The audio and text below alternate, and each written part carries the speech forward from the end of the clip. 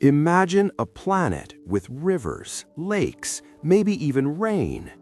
Now imagine that planet slowly losing its air until nothing is left. That planet was Mars, and something invisible destroyed it. Billions of years ago, Mars wasn't a frozen desert. It had thick air, flowing water, and a warmer climate. We know this because scientists found dry riverbeds and minerals that only form in water. Planets survive because of something you can't see, a magnetic shield. Earth still has this shield. Mars once had it too. Mars is smaller than Earth. Its core cooled faster, and the shield disappeared. With no protection, the Sun attacked Mars directly.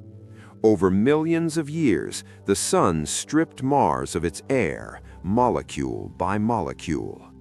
As air disappeared, pressure dropped, water froze or vanished, Mars began to die. Mars didn't die suddenly, it slowly suffocated. Earth survived because its core stayed active and its shield stayed strong. Mars is a warning. A planet shows us how fragile worlds really are. Could Mars ever get its atmosphere back? Naturally, no.